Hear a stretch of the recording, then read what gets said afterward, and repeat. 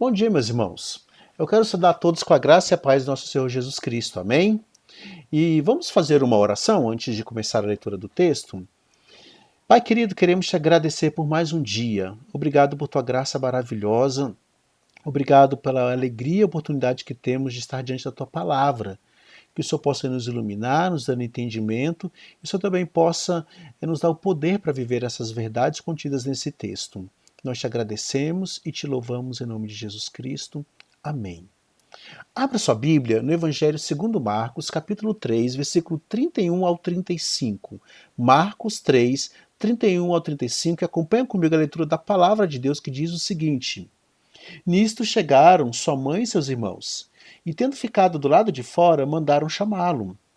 Muita gente estava sentada ao redor dele e lhe disseram: Olha, tua mãe, teus irmãos e irmãs estão lá fora à tua procura. Então ele lhes respondeu dizendo: Quem é minha mãe e meus irmãos? E correndo a olhar pelos que estavam sentados ao redor, disse: Eis minha mãe e meus irmãos. Portanto, qualquer que fizer a vontade de Deus, esse é meu irmão, irmã e mãe. Há uma história que é baseada no livro chamado Contador de Histórias. Essa história conta a vida do mineiro Roberto Carlos Ramos, hoje considerado um dos grandes contadores de história do mundo e também escritor de livro infantil. Ele era o filho mais novo de 10 irmãos e aos 6 anos ele é deixado na FEBEM pela sua mãe, que acreditava que a FEBEM era um colégio interno onde o filho poderia ter uma boa educação e quem sabe ser alguém na vida. Mas a realidade da instituição era muito diferente do que Roberto e sua mãe esperavam. E ele fica ali, é deixado pela mãe, e aos poucos ele vai perdendo a esperança. Aos poucos, diante dos maus tratos, diante da situação ruim que ele vivia naquela instituição, ele vai perdendo a esperança de que realmente a vida possa ser melhor. E aos 13 anos ele é considerado alguém irrecuperável. Ele fugiu várias vezes da FEBEM e várias vezes ele volta e é considerado então alguém irrecuperável. Só que surge na vida do Roberto uma pedagoga francesa chamada Marguerite Duras. Ela veio ao Brasil para desenvolver uma pesquisa pedagógica e o Roberto se torna, digamos assim, um objeto de estudo. O garoto no primeiro momento relutou, mas depois de uma experiência traumática, ele procura então a casa de Marguerite. E ali começa a desenvolver uma ternura, uma amizade, um carinho entre os dois. Mas o Roberto sempre coloca em xeque o afeto de Marguerite. E sempre Marguerite tem que ficar firme em suas convicções para não desistir de Roberto. Afeto, graça, misericórdia e amor mudam a vida desse menino. E tudo que ele não tinha até então, ele encontra naquela nova família. Finalmente chega um momento em que Marguerite deve voltar para a França. E Roberto, então, revoltado com uma possibilidade de ser novamente abandonado, ele ele enche a casa de Marguerite de água, ele causa uma verdadeira inundação na casa de Marguerite, deixando todas as torneiras da casa abertas. E quando ela chega, a casa está inundada. E ao conversar com ele sobre o porquê ele tinha feito aquilo, ele fala da revolta e da ira que ele estava tendo por ser novamente abandonado. E ela fala: de fato eu vou voltar para a França, mas eu vou voltar com você, como meu filho adotado. E a vida daquele garoto muda. No domingo anterior, nós vimos que a família mais extensa de Jesus, seus primos, seus tios, queriam tratá-lo como louco. E agora, no texto que nós acabamos de ler, nós vemos a família, digamos, nuclear de Jesus se aproximando dele também. Sua mãe e os filhos dela, os seus irmãos, os filhos biológicos de Maria, tentando ali, de alguma maneira, impedir Jesus de continuar seu ministério. Mas a partir da resposta que Jesus dá à intenção da sua família, nós começamos a perceber uma postura que Jesus tem e que deve nos ensinar a ter também diante, muitas vezes, da dificuldade que temos em nossas famílias. Jesus apresenta Deus como Pai. E essa é uma grande dificuldade que muitos de nós temos, em especial aqueles que não tiveram a figura paterna dentro de casa.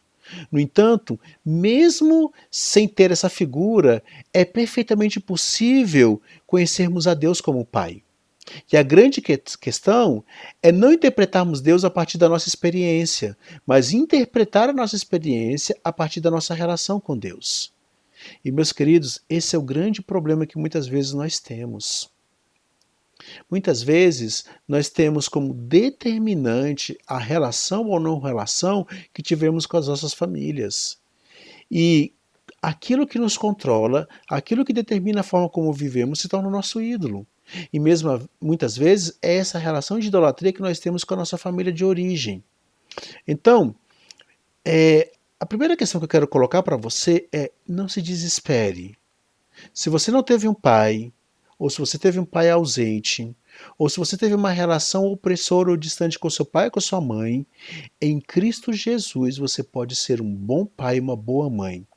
Em Cristo Jesus você pode ser um pai amoroso, um pai próximo, e ainda ter uma relação redimida com seus pais, que de repente não cuidaram de você como deveriam em sua infância. Muitas vezes, essa relação complicada com as nossas famílias de origem nos leva a fazer grandes males ou até mesmo grandes bens. Por exemplo, muitas vezes a gente vê alguns atos terroristas que acontecem no mundo afora sendo oriundos de uma comunidade em que esses terroristas foram criados, de ódio, de falta de amor, de vingança diante de uma outra comunidade. Ao mesmo tempo, o amor de muitas comunidades por refugiados sírios, por exemplo, muitas vezes é um ato de extrema coragem, de extremo sacrifício e ajuda essas pessoas a superarem muitos problemas que há em suas vidas. Não tem como a gente falar de seres humanos criados à imagem de Deus sem falarmos de relacionamentos. Mas muitas vezes essa é a primeira coisa que ignoramos. Quando vivemos em uma comunhão, nós refletimos a imagem do Deus triuno que também se relaciona. Relacionamentos são opcionais? De maneira alguma. Eles fazem parte da nossa vida. A sua identidade como cristão está ligada aos relacionamentos que você tem. Então, não dá para negar os relacionamentos, não dá para fugir dos relacionamentos. Mas também não é bom nós abusarmos dos relacionamentos nem destruirmos relacionamentos.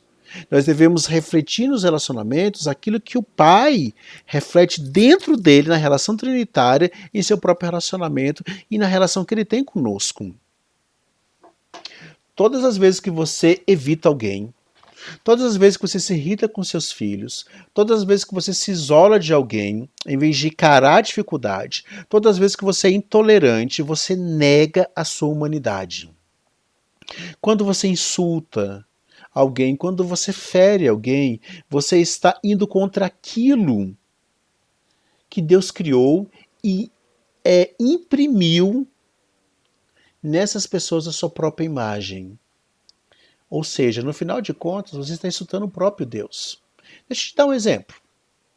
Suponhamos que você dê a foto da sua esposa para alguém. E essa pessoa pega a foto da sua esposa, olha para ela, amassa essa foto, rasga essa foto, joga no chão, pisa em cima e cospe nela. Você vai ficar chateado com isso? Você vai sentir aquela ofensa como sendo contra a sua própria esposa? Mas como? Sendo que ele não fez nada contra ela, ele fez contra a fotografia dela. Sabe por que você vai ficar chateado? Porque ele fez contra a imagem dela. É assim que acontece quando nós fazemos alguma coisa contra alguém que é a imagem de Deus. Nós ferimos o próprio Deus. O que nós vamos ver hoje é como deve funcionar a família de Deus e como devem funcionar esses relacionamentos dentro da família de Deus. Quem faz parte dela? O que é a família de Deus? Eu vou tentar responder a essas e outras perguntas por meio da exposição do texto que nós lemos hoje.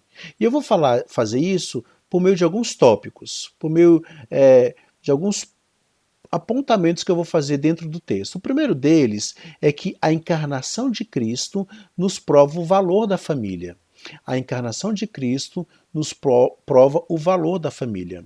Jesus, quando nasceu, o Deus encarnado é a infinitude entrando na finitude do mundo. E ao invés dessa infinitude estourar o mundo, ela se adequa ao mundo, se adequa a essa natureza humana. E ele nasce em uma família.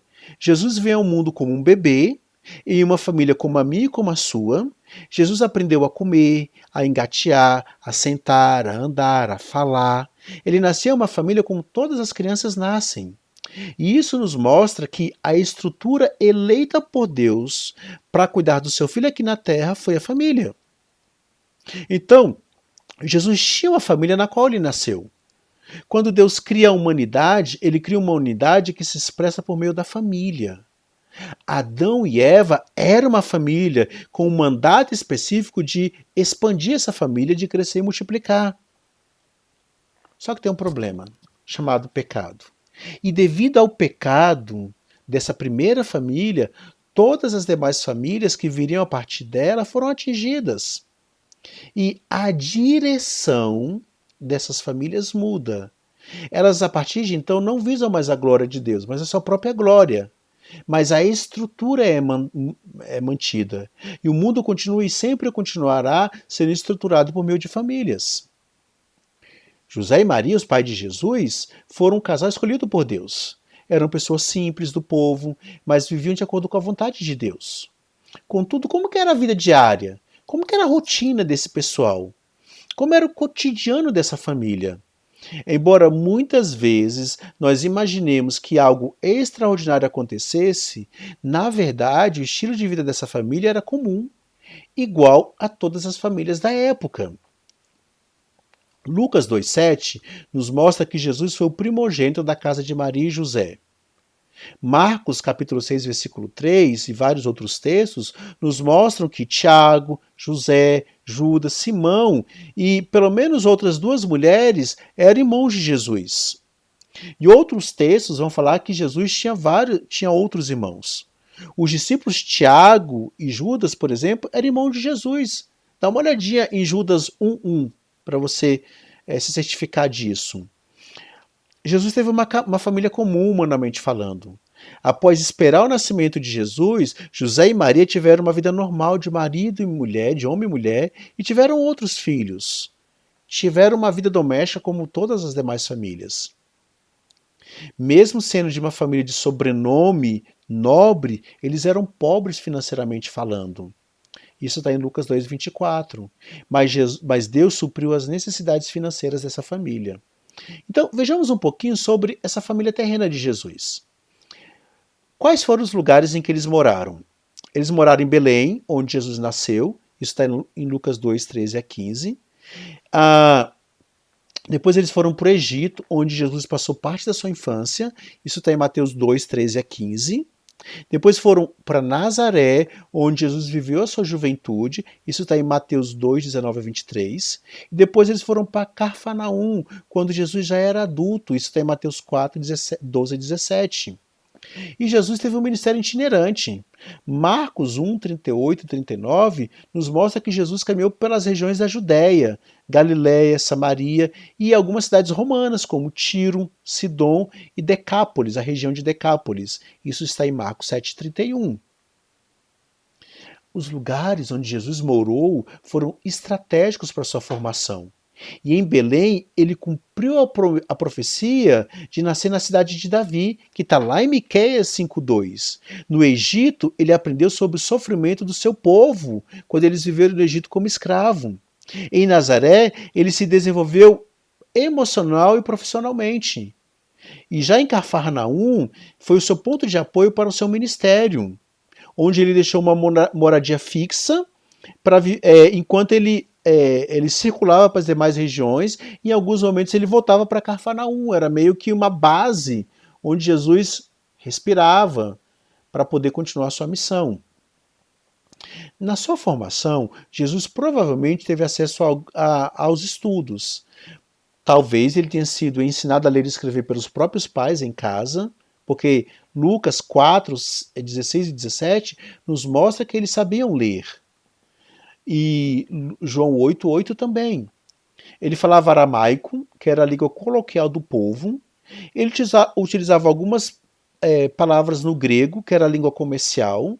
Ele tinha conhecimento do hebraico, que era a língua litúrgica, principalmente para ler as escrituras e participar do culto. E também foi um jovem interessado em aprender e buscar conhecimento. Está lá em Lucas 2, 46 e 47. Qual era a profissão de Jesus? Como de costume, Jesus aprendeu a profissão do seu pai. E Jesus foi carpinteiro como seu pai José. Isso está em Mateus 13, 55.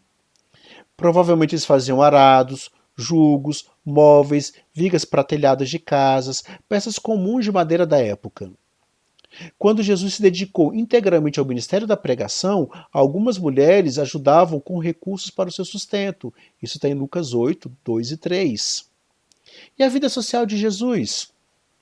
Jesus tinha várias amizades com os discípulos.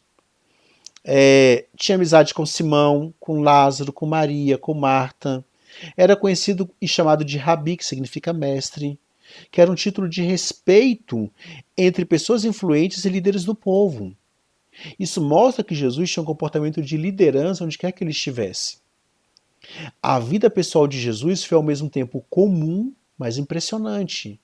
Ele era um jovem dedicado, um jovem trabalhador, era educado e conquistava pessoas por sua inteligência e simpatia. Aprender sobre a família de Jesus nos ajuda a entender que em nosso contexto familiar nos dias de hoje nós podemos perceber e receber a presença de Deus. A casa de José e de Maria era uma casa normal de uma família pobre. Qual era o diferencial dessa casa? A presença de Jesus. E eu pergunto para você hoje, nessa manhã, qual é o diferencial da sua casa? Não é o seu emprego. Não é a maneira como você cria os seus filhos. Não é a maneira como você se veste. Não é o seu nível de escolaridade. A diferença e o diferencial da sua casa é a presença ou não de Jesus nela.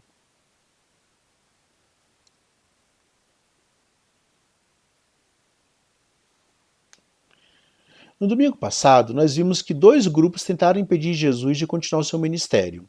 Os seus parentes, que acusavam Jesus de louco, e os escribas, que acusavam Jesus de Satanás, o mal encarnado. Agora nós vemos um terceiro grupo que entra na história, que tentava impedir Jesus de continuar pregando. Sua família mais próxima, sua mãe e seus irmãos. Sua família usa uma estratégia diferente aqui dos dois primeiros grupos. Eles estão mais calmos e mais tranquilos. E a família de Jesus chega assim e pensa: olha, nós somos família, então nós temos preferência, nós temos autoridade sobre Jesus, ele vai nos ouvir. Diante dos dois primeiros grupos, eles agem de uma maneira diferente e ao invés de acusarem Jesus de alguma coisa, eles mandam chamar Jesus para o lado de fora da casa e o pessoal vai passando o recado até chegar em Jesus. E aqui, meus queridos, nós vemos a importância da família na vida de Jesus. Se ele, sendo quem foi, o Deus encarnado, foi inserido em uma família, quanto mais nós, quanto mais milhares e milhares de pessoas que não têm famílias, ou que vêm de famílias totalmente desestruturadas, opressoras e negligentes. Todos nós precisamos de família. E o Evangelho ressalta a importância da família em nossas vidas. Então, esse é o primeiro ponto que eu quero trabalhar com vocês. A importância da família na vida de Jesus e nas nossas vidas. O segundo ponto é: na evangelização, você deve alcançar primeiro a sua família. Na sua evangelização, você deve alcançar primeiro a sua família. Jesus questiona um recado quando chega até ele. E ele pergunta para a pessoa ou para as pessoas que levaram o recado até ele: quem é meu pai? Quem é minha mãe? Quem são meus irmãos? Ele se vira para o público e diz: aqui estão minha mãe e meus irmãos. Presta atenção. A questão, o ponto aqui, não é se Jesus amava ou não sua família. Sem dúvida ele amava sua família. Nós não estamos aqui dizendo que Jesus está renegando a sua família. Pelo contrário, nós vemos aqui o amor de Jesus por todos que estavam ali, incluindo a sua família. Ele os amava demais para deixá-los impedirem de continuar mostrando quem ele era, inclusive para eles mesmos.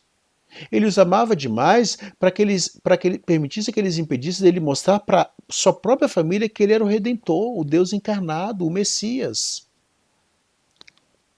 Até aqui, provavelmente, os irmãos de Jesus ainda não acreditavam que Jesus era o Messias.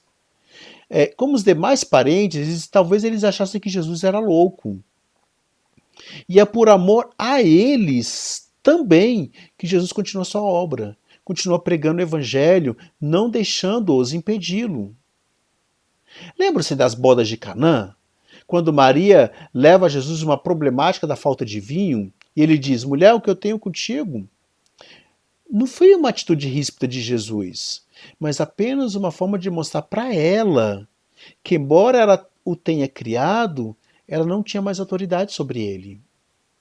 E agora, mais uma vez, Jesus está deixando claro para sua própria família qual era a sua verdadeira identidade. Ou seja, que ele era o Redentor, o Messias prometido.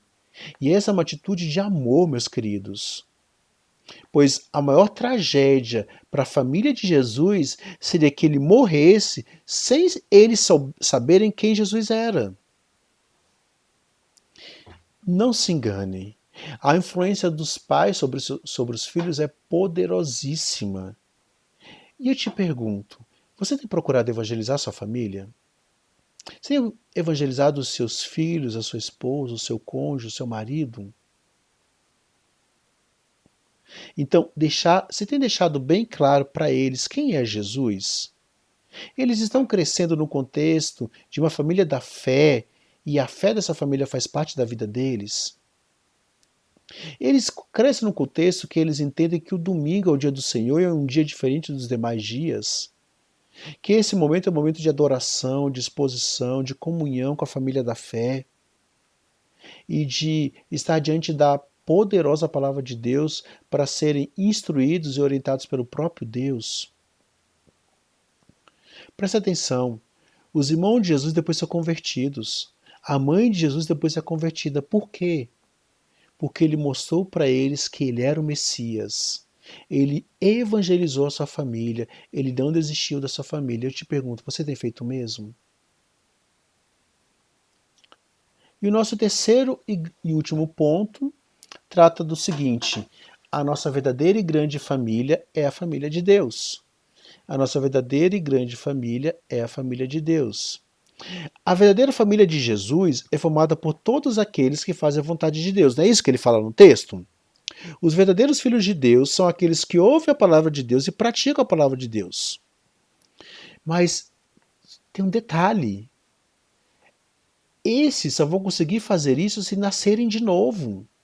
Se forem gerados de novo. O nosso irmão mais velho, Jesus Cristo, veio para abrir o caminho para essa nova família. O nosso irmão mais velho tomou essa liderança debaixo da sua própria palavra e nós seguimos a ele para fazer parte dessa nova família. Somente em Cristo nós podemos ter acesso à família de Deus. Somente crendo nele, na sua obra e submetendo-nos ao senhorio dele é que podemos fazer parte dessa família. Na época era comum os filhos seguirem a profissão dos pais. Se o pai era artesão, o filho era artesão. Se o pai era carpinteiro, o filho era carpinteiro. Se o pai era soldado, o filho era soldado. Não tinha essa ideia do filho ir estudar fora, em outro lugar, com pessoas que pensavam totalmente diferente dos seus pais, e depois na adolescência ele não sabia o que queria ser porque o pai dizia uma coisa, a professora de inglês diz outra, o professor de matemática fala outra, os amigos falam outra, o apresentador do programa de TV fala outra, o galã do filme de Hollywood fala outra, e assim se vai. Não tinha esse monte de vozes na cabeça de um adolescente da época dizendo a ele o que ele deveria fazer ou ser. Tinha a voz do pai, da mãe. Tinha o estilo de vida do pai e da mãe, ensinando para o filho a viver o mesmo estilo de vida. A influência dos pais, principalmente do pai, era poderosíssima e em muitos casos decisiva. E fazer o que pai fazia revelava a identidade do próprio filho. Então, os verdadeiros filhos de Deus e irmãos de Jesus são aqueles que fazem o que ele manda. Jesus tinha uma família terrena, mas como filho de Deus, ele tinha uma família espiritual. E a vontade de Deus deveria ser feita acima de todas as coisas. A nossa identidade está intimamente relacionada à nossa paternidade. Somos quem somos porque nosso pai é quem é. Somos da família de Deus porque somos filhos de Deus. E nesse caso específico, a família terrena de Jesus tinha uma agenda diferente da agenda de Jesus. Será que isso não acontece na sua família? Ou será que você não pode ter certeza que isso não vai acontecer na sua família? Às vezes a sua família, os seus pais ou a sua mãe vai ter um interesse diferente do seu interesse e diferente do interesse de Deus para a sua vida. Eu vou tocar num assunto que é um pouco polêmico, mas eu não posso deixar de falar sobre isso. Sabe quando a sua família, de forma muito bondosa, muito amiga, te chama para todos os domingos almoçar ou passar a tarde na casa deles? Ou para ir a uma festa, um aniversário, no dia do Senhor, e como consequência você negligencia o culto a Deus e a comunhão com a família de Deus? Sabe quando isso acontece e você aceita, você está caindo na armadilha que Jesus não caiu. Você está agradando a sua família terreno e desagradando a família de Deus. E a grande questão é, quando você desagrada a família de Deus, você desagrada o próprio Deus. Sabe quando seus pais querem dizer como você tem que criar os seus filhos? Com valores diferentes dos valores do reino? Ou como você tem que tratar o seu cônjuge com um valor diferente do valor de Deus? E você sabe que a cosmovisão deles é diferente da cosmovisão do reino? É nesse momento de conflito que você deve fazer uma escolha. O que você faz? Você anda de acordo com os valores do reino ou de acordo com os valores da sua família? Você busca fazer o que o seu pai terreno está te mandando ou busca fazer o que o seu pai celestial está te mandando? Vai ter momentos que você vai ter que tomar decisões que desagradam os seus pais terrenos, desagradam a sua família terrena, mas que agrada a família de Deus. E eu te pergunto, de que lado você está? Com quem você vai andar nesses momentos? Me desculpa, mas essas escolhas, esses pequenos detalhes, revelam a qual família você pertence. Jesus nos alerta lá em Marcos 10, 34 a 37, ele diz o seguinte: eu não vim para trazer paz, mas espada, pois vim para causar divisão entre o homem e seu pai, entre a filha e sua mãe, entre a nora e sua sogra. Assim os inimigos do homem serão o da sua própria casa. Quem ama seu pai e sua mãe mais do que a mim não é digno de mim. Quem ama seu filho e sua filha mais do que a mim não é digno de mim. Está na hora de você escolher. A qual família você pertence?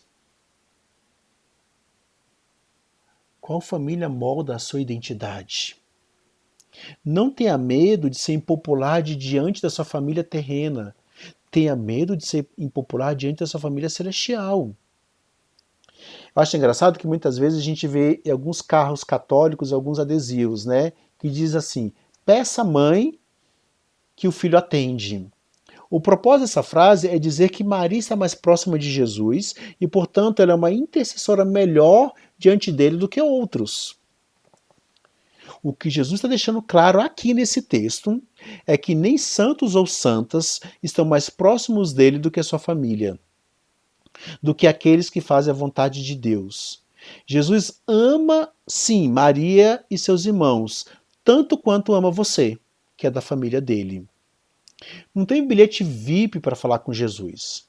Ele está tão próximo de você quanto da sua família terrena. Se você faz a vontade de Deus, ele está próximo de você. Ele é o primogênito dessa grande família que está sendo conduzida ao céu. Dessa família que ele comprou com seu próprio sangue. Essa família chama-se igreja. E a relação com essa família não começa no céu, começa aqui, agora, hoje. Você encara essa família como sua família prioritária? Assim como Jesus encarou? Porque se valia para ele, vale muito mais para você e para mim. Então, por que você tão facilmente troca a convivência com essa família celestial pelo churrasco da família terrena? Por que tão facilmente você troca os conselhos dessa família celestial pelos conselhos da família terrena? Por que tão facilmente você troca cultuar com essa família celestial por conviver em uma mesa farta ou diante de uma TV com a sua família terrena? Por que tão facilmente você renega a família celestial em prol da família terrena? Presta atenção no que eu vou dizer, que eu vou dizer é muito sério. Os que renegam a família celestial renegam o próprio Deus. Os que renegam a noiva renegam o noivo. Sabe qual é o sangue que corre na sua veia? O sangue de Cristo. Portanto, não diga que a família terrena que não anda conforme os valores do reino, você tem mais afinidade com ela do que com a família celestial, porque não deveria ser assim. Se você não tem afinidade com a família celestial, você não tem afinidade com Cristo. Se o sangue de Cristo não é mais importante do que o sangue que corre aqui, da sua família biológica, então você não é digno dele. Seja coerente. Ou você procura ter comunhão com essa família, ou assuma que você não faz parte dela. Não há meio termo, não há neutralidade. Você encara fazer parte da igreja do Senhor, da família de Deus, como um privilégio, como uma bênção maravilhosa, como a expressão do amor de Deus? Viva isso! Abrace essa família. Não renegue e não despreze essa família.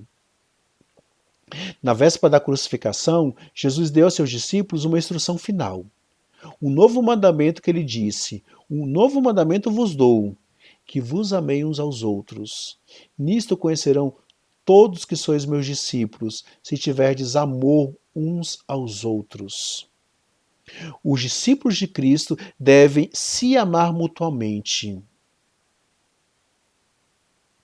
Essa é uma das indicações que deixam claras quem são seguidores de Cristo. Esse amor fraternal, ele se manifesta no contexto da vida da igreja local. Os membros da igreja devem cuidar uns dos outros física e espiritualmente. Sim, essas pessoas vão pecar contra você, mas ame-os a si mesmo. E sabe o que mais? Exercite hospitalidade com eles. Receba essas pessoas na sua casa. Vocês saberão quando o homem de Deus é verdadeiramente um líder espiritual, quando ele demonstrar esse tipo de amor e cuidado pela sua congregação local, uns pelos outros, pelos seus irmãos na fé. O amor por outros cristãos, pela família de Deus, por aqueles que buscam fazer a vontade de Deus, é uma marca de um discípulo genuíno. Essa família chamada igreja é essencial para a sua santificação. Agora, você não vai procurar essa família só quando ela satisfaz os seus desejos e necessidades. Eu sei que é uma relação de amor e ódio com a igreja, mas as Escrituras nos chamam a estar intimamente relacionados com os nossos irmãos, e a nossa comunhão é um ingrediente essencial para a nossa mudança e santificação. A obra da redenção envolve o nosso relacionamento individual com Cristo, mas também com o seu povo. Quando Cristo te traz para essa família, você nunca mais vai estar sozinho. Então, não se entregue a um projeto de mudança pessoal que seja individualista. Eu posso ser sincero com você? Deus tem um plano muito maior do que o seu. Sim, talvez ele seja mais bagunçado e menos eficiente. O que Deus faz em indivíduos é parte de uma história maior de redenção, que envolve todo o povo de Deus desde o princípio. Então não tem jeito.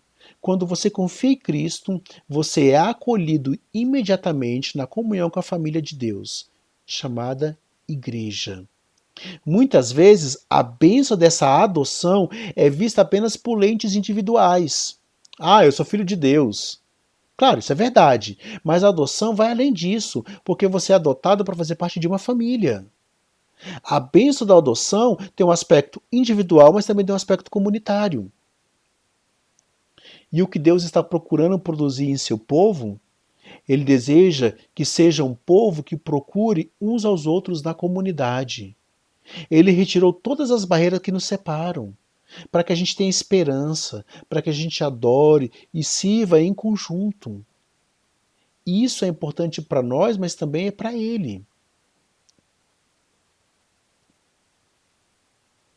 Então, não é assim, você se liga a Deus e a igreja é outra história.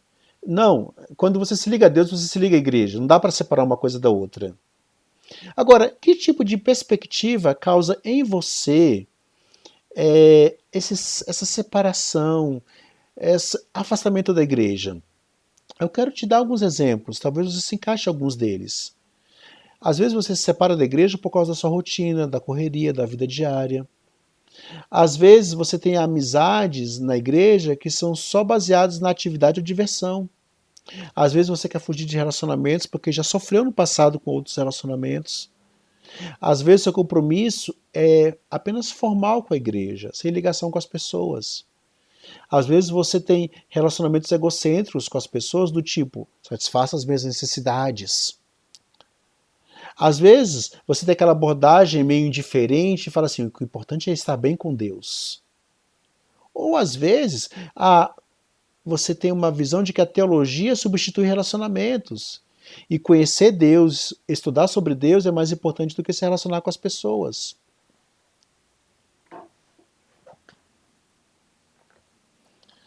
A pessoa de caráter, de acordo com as Escrituras, terá amizades genuínas e será um amigo genuíno.